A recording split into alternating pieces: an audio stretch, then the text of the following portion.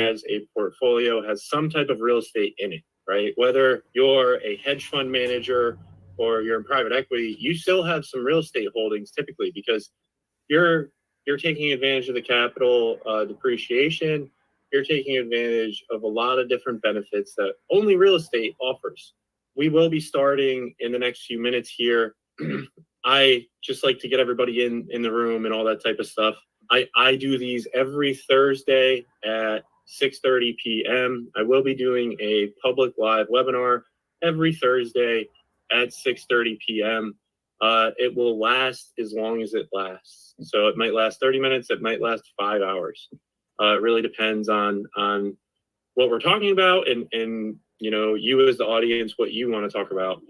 I will continue to stream as long as you'd like me to. We also are going to have private webinars for those of you who purchase the CRM with the full access membership to off-market investment community. They will be every Friday at 6:30, and we'll go over all the things that we can't necessarily do in public, like different sales strategies, different contracts we use, and all that type of stuff.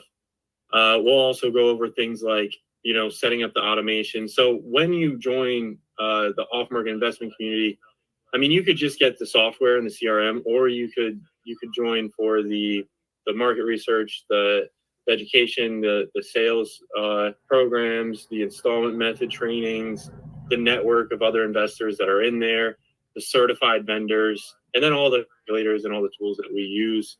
That one is the 197 version, and just the CRM is the $97 version. But with the $97 version of the CRM, you do get full access to all the tools within that CRM.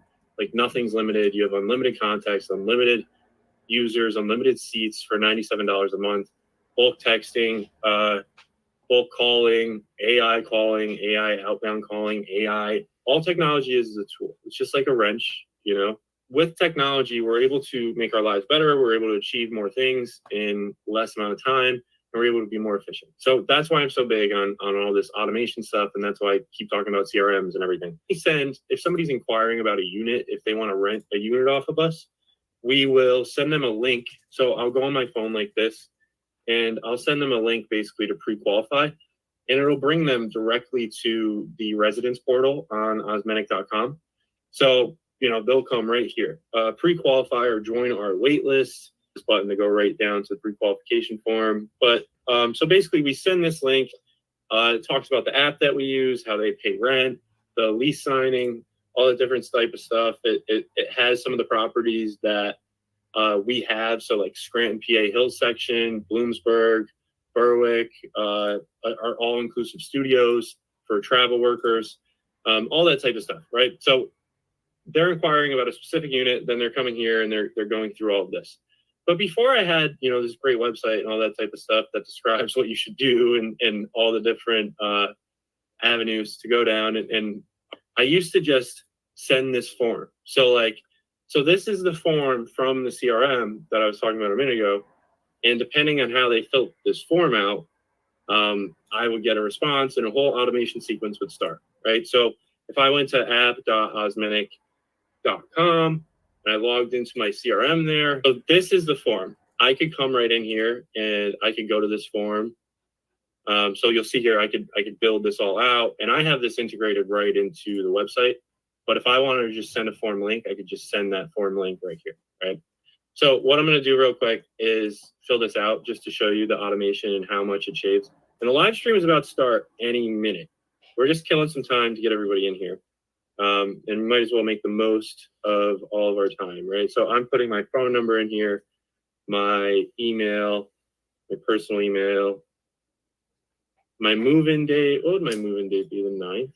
Yeah. And then my unit number or location. Let's say Scranton Hills. That's where I'm looking for an apartment. And then my gross monthly income. So on the back end of this, I have it set where if your income is certain threshold, it will send a different text message, or if your credit score is below our minimum, it will automatically tell you that you do not qualify. So I'm just going to submit this real quick and see what happens. Pre-qualification form. Here's the process. We're excited to have you. And they can even book a self-guided showing right through there. So let's look at it on our end. What does it look like on our end? So a resident or a potential resident, but this is what I would get on my desktop version or on my phone through CRM. So it's automatically sending this. I could schedule time right here and do a self-guided showing if I'd like. That's pretty cool. I could. So we also see here that Jake has all these different credit score, qualifies, looks good. And then I have a task. Oh, I got 2 tasks assigned to me to follow up with this renter right away. So I'm going to get right on that. And I got a text message that a task was assigned to me. And then it also added a note that there is a new potential renter. So I could take this further. And in some instances we do where, AI might start picking up on this and start chatting with the resident, depending on how they respond. So I could say, hey, I actually meant to apply for unit. Hello, everybody. Welcome. Happy Thursday. Thank you for joining me today. We have an exciting topic of compound interest and actual investing today. If you're with me, shoot a comment, or if you have any questions, we will be going over a lot of questions today, and I'm excited to get started. If you can hear me, or if you can't hear me, please let me know. But I'm going to basically pull up my stuff here and get right into it. So I'm Jake Arnold. I have an apartment portfolio. We buy houses, we flip houses, and we're looking to continue to build a portfolio. Through that, we have a bunch of different vertically integrated stuff, including our software and our team and everything that goes with running a real estate business and flipping a decent volume on a monthly basis. So because we have everything, we outsource it as well. So a lot of the software and stuff that you hear me talk about is also for sale. If you're looking for bulk text messaging or anything like that, we do have options at offmarketmentor.com, and you can see all that. But today we're going to talk about compound interest and just how big that is, right? So I don't know if people really understand the true compound interest, what that actually means, and what buying something and making a true investment actually looks like, and what it means for your finances, right?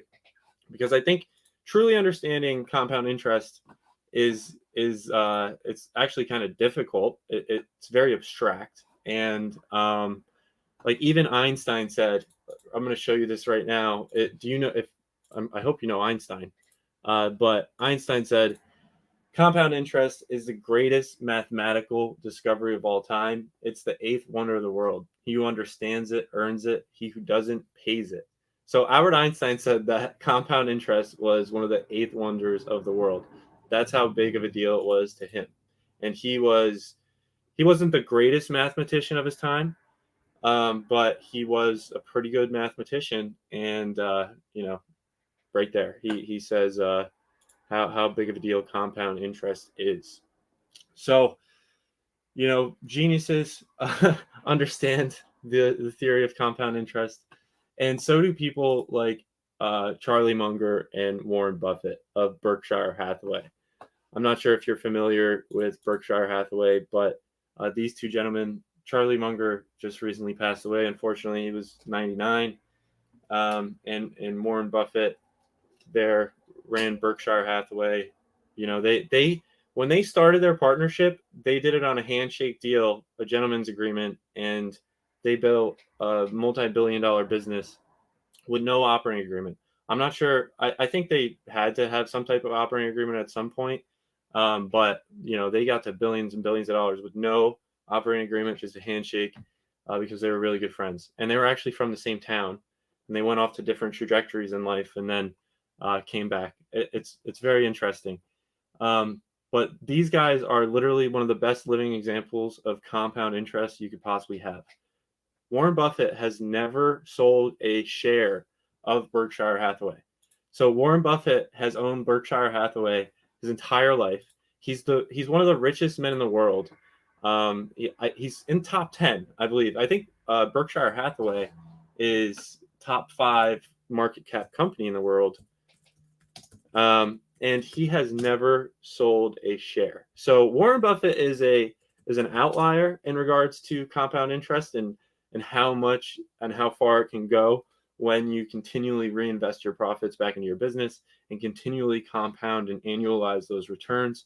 Warren Buffett and Charlie Munger, they are going to be pretty hard to beat in regards to that example, right? Because Warren Buffett has never sold a stock. So Berkshire Hathaway, let's just see top 10 companies. These are top 10 holdings.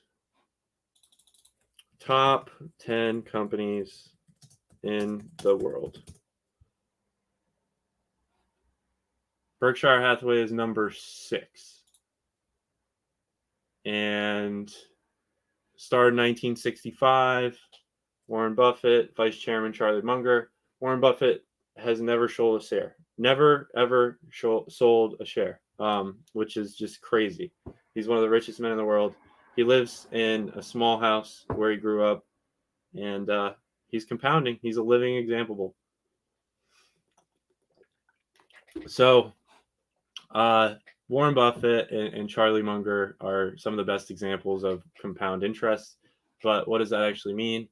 So I have a quick breakdown, and we're not going to get too crazy into this because I don't want to put everyone to sleep, but solving for compound interest. So like, what is that? What does that even look like? So this is the equation for compound interest. So A equals P, 1 plus NR to the power of NT. So PP is the principal amount, RR is the annual interest rate, A is the amount of money accumulated after N years, including interest. And N is the number of times that interest is compounded per year. TT is the time the money invested for it in years. So, for example, all right, let's get to the fun part. So, for example, 25% return. So, if you had $1 million and you got a 25% annualized return for 30 years, in 30 years, you would have $811 million. This is how I know for a fact I'm going to be a billionaire, because I'm just going to compound and compound and compound, and I'll be a living example of compound interest, just like Charlie Munger and Warren Buffett. But look, if you get to $1 million and you just get a 25% annualized return, which it's hard to get a 25% annualized return, don't get me wrong, especially when that amount of money. But if you get a 25% annualized return compounding for 30 years on $1 million, you're going to wind up with close to $1 billion after 30 years. So if you're 20 years old and you inherit $1 million and you invest that well, you could easily grow that to $1 billion by the time you're 50, right? Which is just wild. And like, money working for itself is the most powerful thing there is. When money makes money in your sleep, you need to make money in your sleep. You need to live off of a little bit, and you need to have the majority of it working in the background, compounding annually, so that as you get older, it just snowballs more and more and more. And hopefully you could leave some for your family or not. It doesn't matter. Anyway, it snowballs. And having a good foundation, working really hard up front and putting some money away and investing it, time is one of the most important aspects. So if let's say like a more reasonable return, if only we had $1 million, let's say we had $1 million cash, right? And we want to get a 10% return annualized over 30 years. After 30 years, we'd be at $449,402.26. So just from having your money invested, not touching it, not looking at it, at a 10% return, you're going to be worth $17 million more after 30 years. But not a lot of people want to wait 30 years, right? A lot of people aren't like Warren Buffett and Charlie Munger, where they're just going to continue to reinvest and never sell any of their shares or anything like that, even though when they're worth billions of dollars. They're never going to buy private jets or anything like that. Like at this, you could buy a private jet right here. So you get $1 million, let it compound annually at 10% for 30 years. Go get a private jet, and you don't even, you just let it compound, invest it well. But let's say a more realistic number. Let's say, you've been working. Let's say you're 50 years old and you saved up $322K, and you have it in a retirement account, 401k right now, something like that. Like, how much money do you need to get to $1 million in 10 years if you're compounding it, if you just have it invested? So that was a question I had. And so what I found is $322,000 invested at 12% over 10 years will get you to $1 million. So if you put 300K with a good fund or in a good stock, and you just let it ride for 10 years, you're going to be looking at $1 million in the back end. And hopefully, you would forget about that. You don't have to worry about that anymore, because that's working while you're asleep, right? And you're going and you're earning more money, and hopefully investing it into this fund to grow it even more, because every year that annualized return adds to a sum. So as you can see here, like in the example with the 10% return, or it's even more profound in the example with the 30% return at 25%, or 30-year return at 25%. So you can see here, year 25, we're only at 264 million. But over the next 5 years, this quadruples basically, and we get to 800 million years. So the more you have, the better, obviously, to start with. But getting it is the hardest part, right? Earning that money to be able to invest it is the hardest part.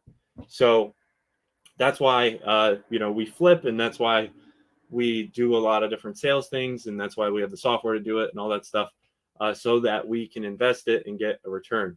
So like a 12% return is nothing. Everything that I look at, everything I try to get is at least a 25% return.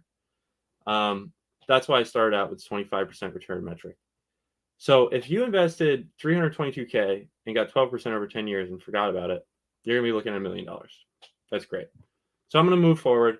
And here's the math of this. You could really, it's kind of simple math, but at the end of the day, like, there's two things that matter: your cash on cash return, and what you're actually getting in the bank.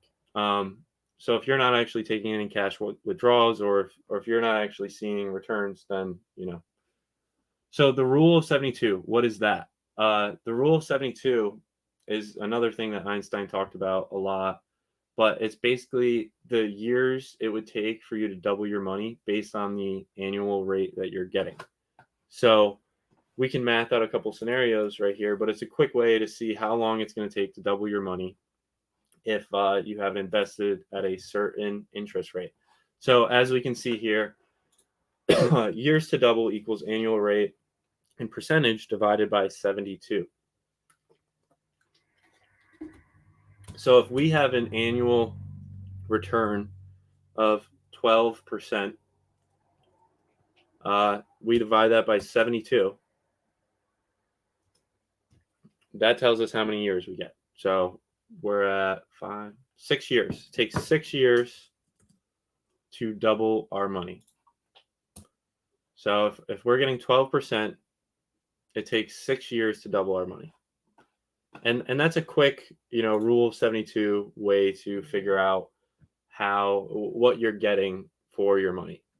So there's a lot more that you can go into when you're trying to make an investment decision or look at compound interest or anything like that.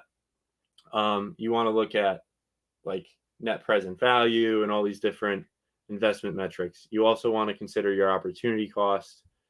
And so basically, should I be invested in this other thing, or should I be invested in this thing? What one's going to get me a better return? And if I'm not invested in that thing, then technically, there's a net present value based on returns and opportunity costs that you can calculate as well. All right, so done with the boring stuff. Now I'm going to talk about how this actually applies to real life people and what it looks like when you let things ride and let things compound annually, and what it looks like in real estate. Like, what does it look like when you have leverage? So one of the things with real estate is there's constant leverage, right? Most people use leverage for real estate. And so the only difference there is you're just going to subtract the interest, right, to be able to figure out your compounded return. But real estate does become less of there's several things to look at. Not only are you looking at your cash on cash ROI, but you're also looking at your return on equity. So if you're not getting the most money out of the money that's sitting there in equity, that could be detrimental to your returns. So a lot of people, instead of selling, they'll just refinance, and that's one of the great things you can do with real estate is you could hold the properties forever, just refinance them, pull the money out, and you don't have to pay taxes on that because it's debt, right? So that's why a lot of people love real estate. So you could just let your money ride, and 5 years from now, you can cash out, refinance it, and you're still getting that annualized return. Technically, it's infinite now because you got all your money back, but you're still getting a return. So this is where like things really compound. So like with real estate, you can invest in a fund like that, get 12%, and then they cash out refi you after year 5, but you still have equity in the deal that's worth close to what you put into it initially. So you're still gaining, you're still compounding over here. You got all your money back out. Now you can go put it over here. So it's just incredible when you put your money to work and what it can do, and it's really incredible. So I hope that you consider, understanding compound interest, and so a lot of people, a lot of young people, they like to trade stocks, or they like to talk about trading stocks. You should, if you buy a company, if you buy a stock, you're buying a company. And if you buy a company, you should look to hold that company for the next 10 years. And you should be buying it based on good fundamentals. You should be buying it that you think that it's a profitable company. It has a moat where somebody's not going to compete them out of their margins. And you want to make sure that you hold it for the long term. Because when you sell, you're getting hit with short-term capital gains. You're getting hit with all these different things, all these different fees and penalties that will ultimately affect your return and lower your return. So the best investors pick good assets, stay in them forever, and just let it compound. So I suggest that you think about doing that as well. So the rule of 72, we talked about that. So like Buffett says, the stock market is designed to transfer money from the activist to the patient. So basically, like one of Warren Buffett's strategy, which Berkshire Hathaway is the sixth largest company in the world, was to just hold good companies and not go too crazy with selling. And when you look at the returns of some of these investment managers and these hedge fund managers that buy and sell stocks, a lot of times if they were to just keep their money in the S&P index, or their funds money in the S&P index, and not buy and sell and buy and sell and buy and sell, they would have gotten a better return than what they did from buying and selling, because they got hit with fees and all that stuff, right?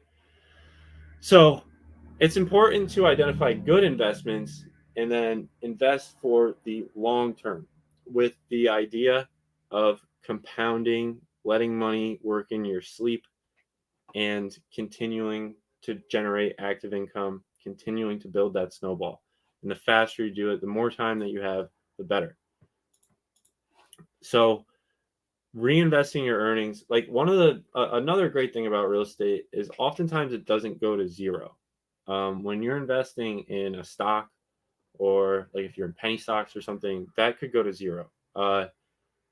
Real estate is a hard asset. People need places to live.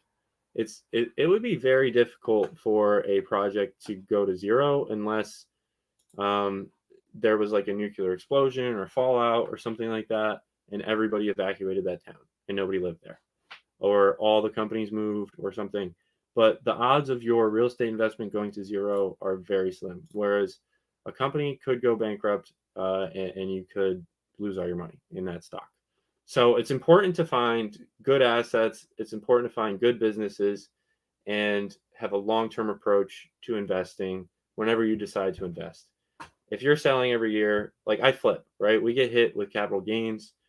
We get hit with high tax rates. Short-term capital gains are a lot worse than long-term capital gains. And the best investors, they never sell. They just refi, they get their cash back out, and they reinvest it. And now they're getting an infinite return on the original deal. So with real estate, you can also generate cash flow. You can do this with dividend investing in stocks as well. But real estate, you could really like change the cash flow, and it's valued off the cash flow, basically. So an investment that pumps off cash flow is going to not only give you a compounded annualized return, but it's also going to give you cash flow, money in your pocket that not only can you reinvest to build up that position, but you can also take and live off of it. So if you have enough money, if you have $1 million and you're getting 10% in dividends or cash flow as a preferred return, you could live off of that. And your money is still in the asset and it's appreciating or it's going up in value. So it's important to pick the right assets, to hold them for the long term, and to stay rational. The market goes up and down. That's what happens. The market will always go up and down. The smartest people in the world fail at timing the market. The smartest people, the people that do it all the time, have failed at timing the market. Like nobody can time the market, really. And in the United States, the stock market has always come back. We've had plenty of recessions. We've had plenty of economic downturns, but they always come back. As long as it's a good business with good fundamentals, with good people running it, it's going to survive because there's no better place to put your money than that. That's human capital. That's assets. That's, that's things you can touch and feel and things that are going to last. So it's important to find things that are going to last because you don't want to work too hard in finding all these different investments every time a company messes up or something like that.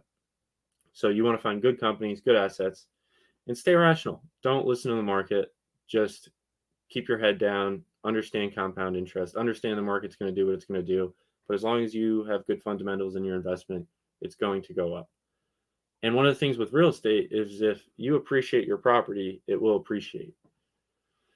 So the faster you can get started in investing and compounding your money, the better it's going to be. And the more that you have, obviously, the better it's going to be. But there's no too late and there's no too early.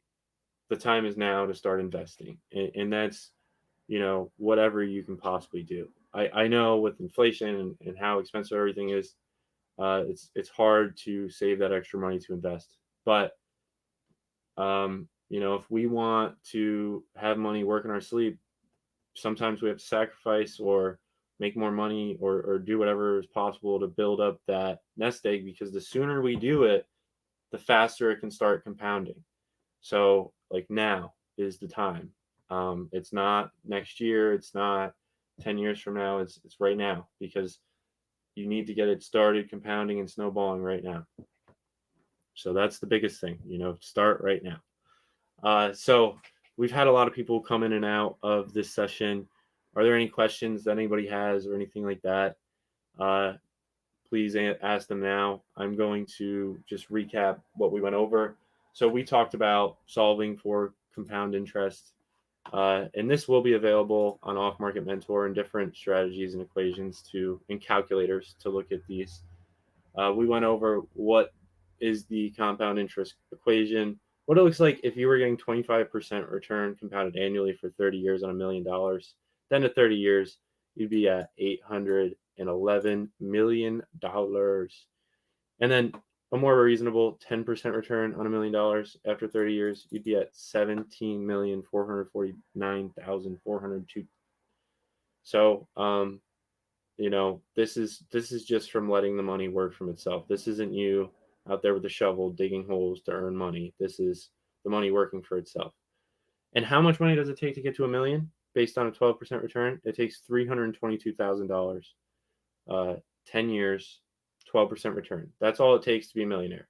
So if you get $322K and you get a 12% return on that, for 10 years, you will be a millionaire. So I think that's reasonable and possible for everybody to do. Everybody should be a millionaire. And the rule of 72. So the rule of 72 is just if you look at your annual rate of return and divide that by 72, that's how long it's going to take to double your money. So math is amazing. And yeah, so compound interest, Charlie Munger, Warren Buffett, one of the best examples. Albert Einstein talking about how compound interest is an eighth wonder of the world, how powerful it is. And then you have the living examples, some of the richest men in the world, Warren Buffett and Berkshire Hathaway. Warren Buffett has never sold a share of Berkshire Hathaway and reinvested all of his profits. And he's about 90 years old now. He still hasn't sold. So he is a living example of compound interest. Thank you, everybody, for joining me tonight. I will be doing these every Thursday at 6:30. Next week, we're going to talk about the installment method. So the installment method is a way to buy real estate. It's a way to, that we'll get into it next week. And then tomorrow, there's going to be the private webinar for the off-market community investors that have the CRM program.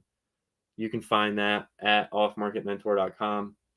And tomorrow we will be going over the installment method in depth and what that means for, real estate and what some of these new strategies are. So that'll be Friday. And then I'll be doing it Thursday.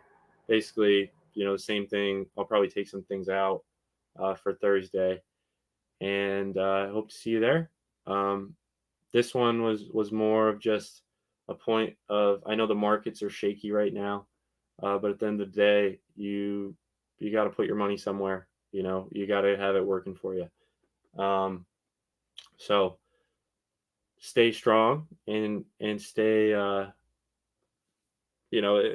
To be a good investor, you can't be emotional. You have to be rational, and you have to make long-term investments. So stay strong, stay informed, and keep your head down. Let your money work for you. Let your money work while you sleep, and enjoy your life. Thank you guys for joining me. Have a great night.